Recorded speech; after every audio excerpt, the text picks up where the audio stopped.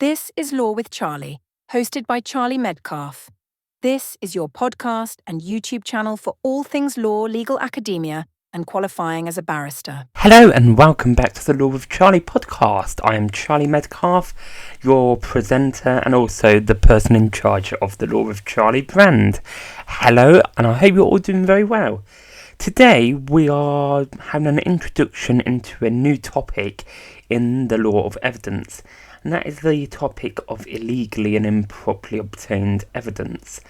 And this is very much an introduction to the illegally and improperly obtained evidence area of the law of evidence, where we will cover the basics such as what actually is illegally and improperly obtained evidence, what is the basic rule of admissibility, and so on. So before we get started, let me just describe to you what we should be covering in this podcast episode and what you should hopefully be able to know by the end. So firstly, and probably most importantly, you should be able to describe the prima facie rule as to the admissibility of illegally and improperly obtained evidence. You should be able to explain the confession exception, and you should be able to also explain the torture exception. And so to break that down a bit, there's the one overarching rule of admissibility, and spoiler alert, it's something we should already know as law of evidence students. And then there's two exceptions. There's the confession exception and there's the torture exception. And so let's get straight into the content now with what is illegally and improperly obtained evidence. So before we can go deeper into this subject, we really need to have an idea of what kind of evidence we are actually talking about. And so essentially, illegally and improperly obtained evidence is evidence which has been obtained outside the rules of evidence. And this could be a breach of the law. So we know there's the Criminal Justice Act in relation to hearsay evidence and character evidence. Or more importantly, and potentially more usefully in our topic here, is the Police and Criminal Evidence Act, PACE, the guidelines for PACE, and probably most importantly, the PACE Codes of Practice. And so that's relevant because if the police breach any of the codes of practices, then that could have a detrimental impact on the evidence which has been obtained and the admissibility of that evidence at trial. But that's not the only kind of illegally and improperly obtained evidence. There's also the idea of inducing individuals into committing crimes, and so here we are really looking at things like entrapment, which we will be considering later on in this podcast series on law of evidence, as well as anything capable of bringing the criminal justice system into disrepute. And so that's one of the things which the justice system, the judges, the courts want to avoid as far as possible. Anything which would bring the justice system into disrepute. And so that is one of the main reasons why we have rules regulating illegally and improperly obtained evidence, and also rules on how such evidence can be legally and properly obtained. So now I will go to the principle of admissibility. And essentially, this is the rule which we already know. All evidence is prima facie admissible if it is relevant. So it doesn't matter what the evidence is, but technically if it is relevant to the facts in issue, if it's relevant to the case, then it will be admissible on first appearance on face value. And there's two cases which really highlights this point in relation to the topic of illegally and improperly obtained evidence. Firstly, we've got Attorney General's reference number 3 of 1999 from 2001, as well as the Crown against Leatham in 1861. And so let's go straight into discussing these cases in a bit more detail. So in Attorney General's reference number 3 of 1999 from the year 2001, it was said in that judgment that, open quote, "It is to be noted that the terms of section 78 subsection 1 show that the fairness of the proceedings is a wide concept and extends to the circumstances in which the evidence was obtained," close quote. And so essentially this is very much looking at what do we mean by the fairness of proceedings. And it's not just the proceedings themselves, but it's how the evidence which has been relied upon at proceedings was obtained, which can only be naturally acceptable because much of the evidence will be from the police on behalf of the prosecution service. And we know that the prosecution and the police have good resources and they can get access to much more powerful evidence much easier than a private individual can. They have the money for one. And so we need to make sure they do not abuse their unfair advantage when it comes to obtaining evidence, which is why we need to ensure that the evidence was not obtained in an illegal or improper manner. And so the most important part here is fairness of the proceedings. Doesn't just mean the proceedings themselves, but also the what happened before the proceedings, say police interview, when the crime was taking place, the evidence and how it was obtained. That is all very relevant when it comes to whether evidence has been illegally or improperly obtained. And so essentially the common law principle is that illegally, improperly obtained evidence is prima facie admissible, providing it's relevant to an issue in the proceedings, and this evidence was not going to undermine the fairness of the proceedings, and that includes how the evidence was obtained. In the Crown and Leatham from 1861, Mr. Justice Crompton went on to say that by threats and promises obtained a confession of murder which would not be admissible, but you also obtain a clue to a place where a written confession may be found, or where the body of the person murdered is secreted. Could not that latter evidence be made use of because the first clue to it came from the murderer? It matters not how you get it. If you steal it even, it would be admissible in evidence. And that final sentence is the absolute key, essential sentence in this judgment, and I will repeat it now. It matters not how you get it. If you steal it even, it would be admissible in evidence. And so this is essentially saying that as long as the evidence is admissible, technically it can be admitted into proceedings regardless of how it is obtained.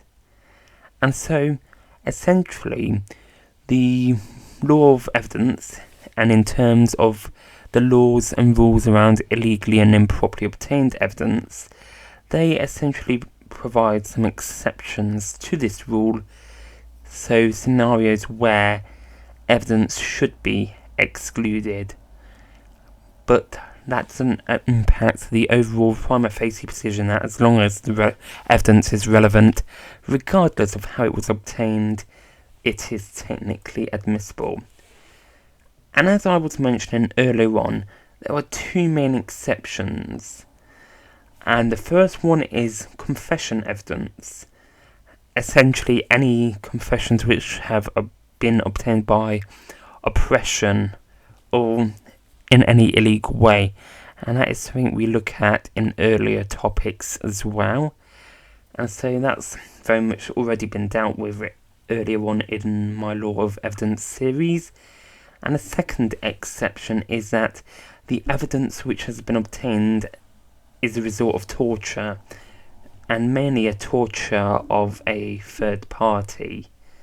And in such cases where either there's confession evidence which has been illegally obtained, or where there is evidence which has been obtained as a result of torture, that evidence will not be admissible even if relevant.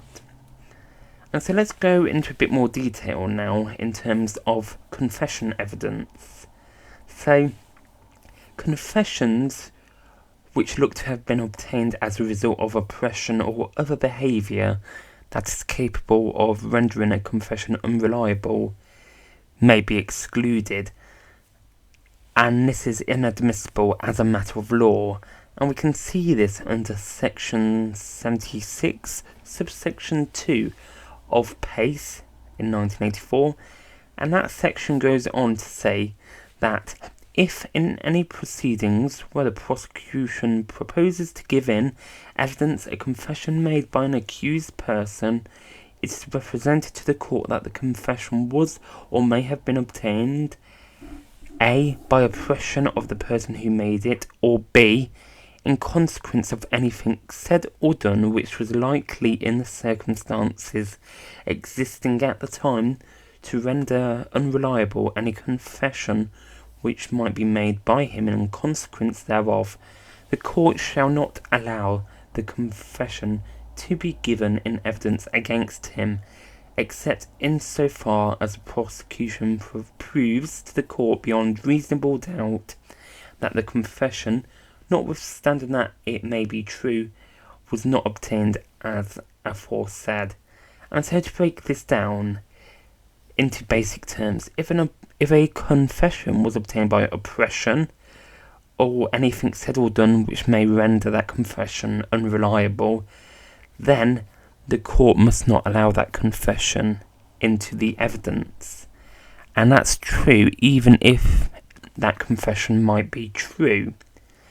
And the only way that we can get past that obstacle, if we get to the conclusion that the confession was obtained by oppression or anything said or done which would render that confession unreliable, then the prosecution must prove beyond reasonable doubt, so the criminal standard, that that confession was not collected in one of those ways.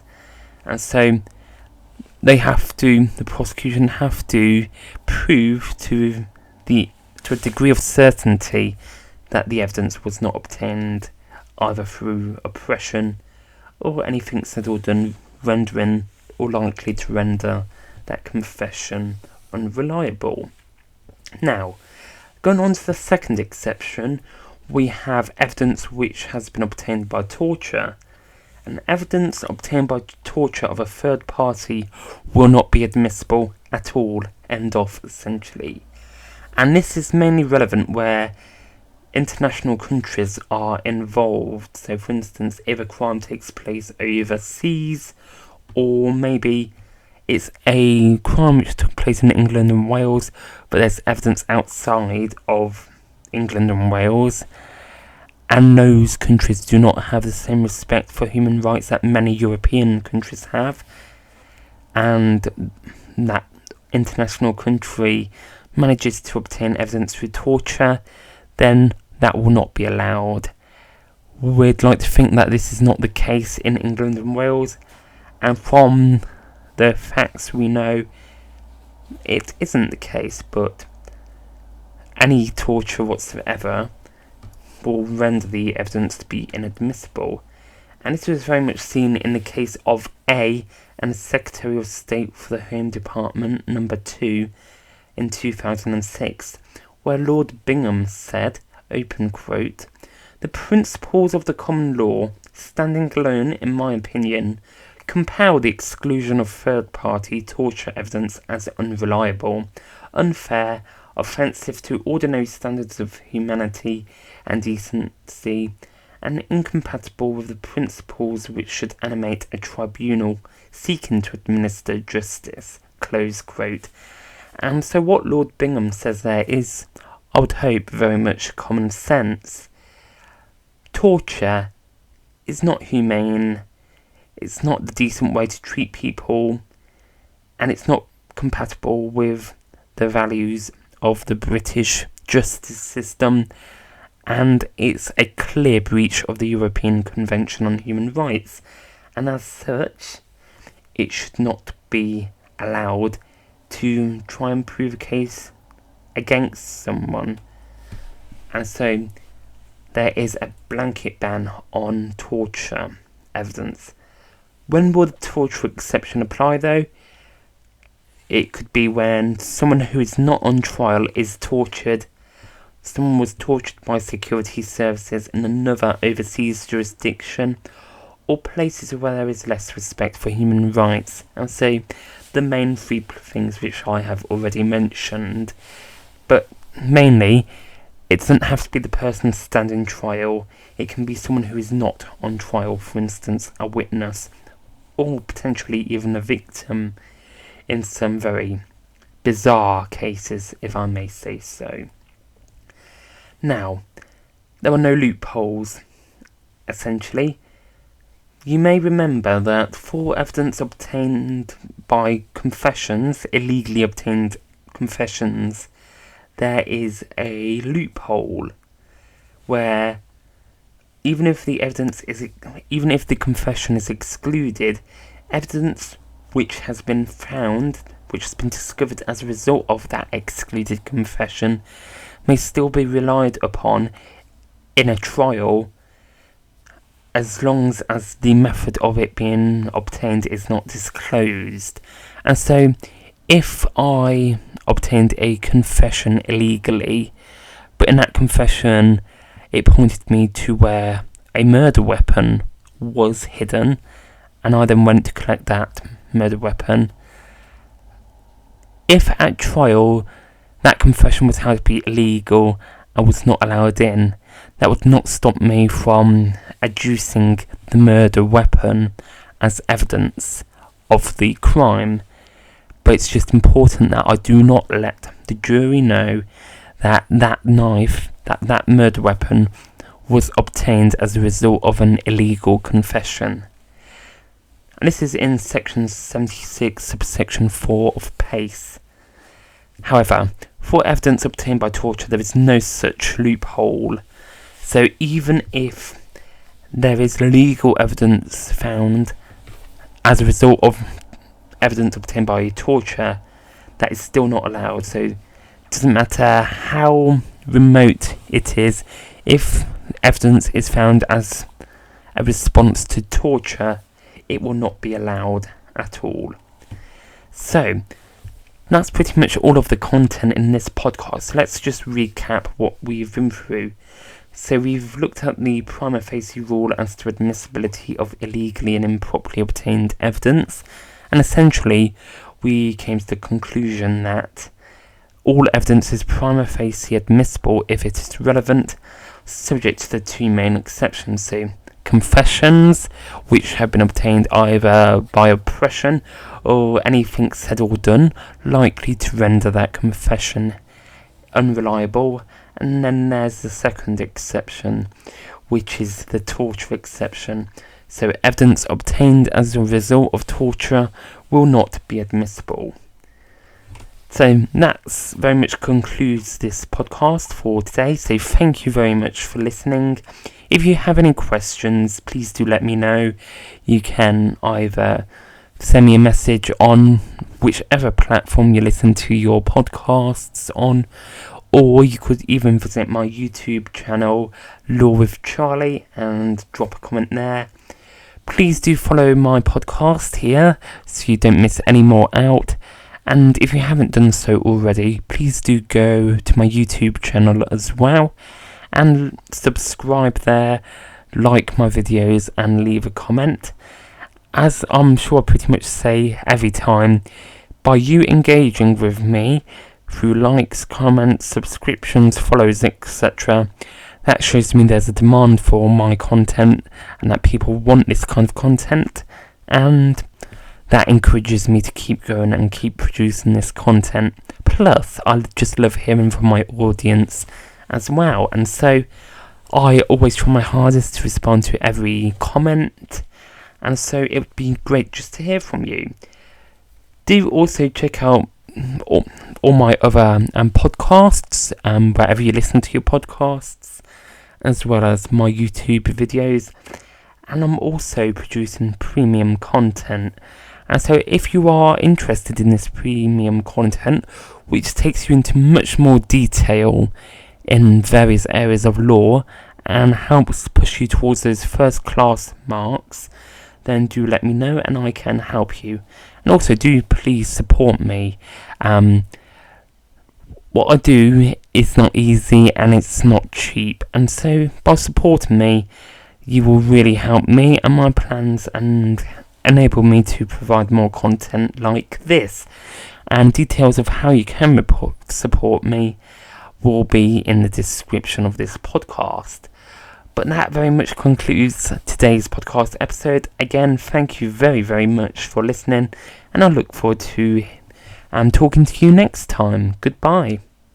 Thank you for listening to Law with Charlie, with your host, Charlie Medcalf. Please do ensure that you leave a comment below, either to just say hello or ask a question. And please like, subscribe, and leave a review for more content like this. See you next time.